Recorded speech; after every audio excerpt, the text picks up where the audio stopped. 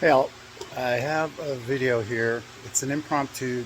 It's getting ready to head across country in an RV trip going to Redwood Forest, Yosemite, and all that. And we bought two Starrun S20 electric bikes, and they're supposed to be really good, 52 volts, um, all that kind of crap.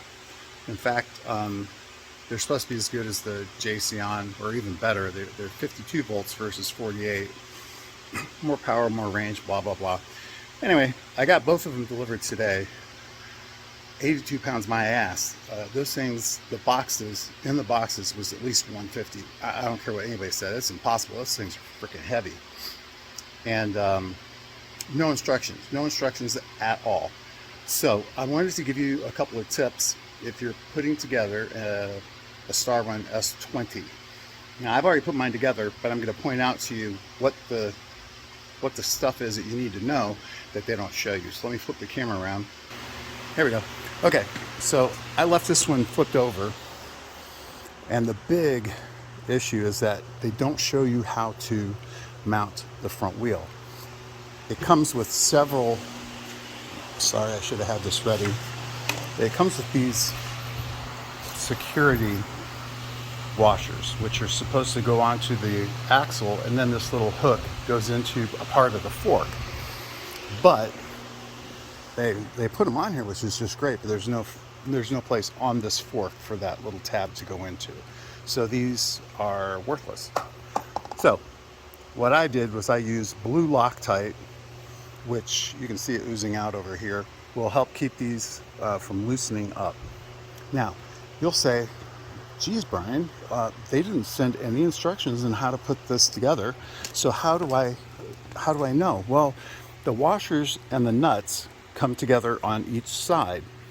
But if you try to put it together like that, it won't work, because the disc brake will rub up against the brake pads over here, and there's no way to adjust it far enough to account for that. So the way to get around that is, if you look carefully over here, oh my God, I put an extra washer on the inside right here. It'll stay focused. Then I found another washer of a similar size and put it on the outside here. What that little teeny washer does is it provides enough space for this disc, for the disc brake, to be able to fit inside the caliper. Now, on the other bike that I put together, it's still rubbed, so when you spin it, you could hear it going psh, psh, psh. So what you do is you take, and these are metric, you can take an Allen wrench. Oh, this should be, sorry, I am so sorry, I'm out of practice.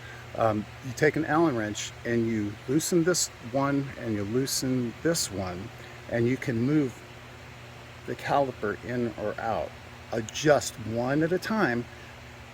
Adjust it and then snug it, and then adjust this one and snug it. Spin the wheel to make sure it's not making any noise, then tighten it up and you're good to go. I would definitely use Loctite on here, because you don't want this thing, the wheel flying off if you're popping a wheelie or something. Now, let's go over to the other bike. A couple of other things. They do come with baskets. They don't tell you that, but they do, which is really nice. And these go into threaded holes into the frame that's already on the bike. So all you have to do is use an Allen wrench to drive those in, and they'll be in there perfectly. Now, on the front, when you put on the fender, you have to make sure you pull this wire out really hard while you're tightening this up, or else it won't be straight. I also add an extra washer on here that's a little bit bigger on top of the one that was already there, so that it wouldn't fly out between the wire, because it's just a bent circle like this. Not very good for keeping things tight. The same thing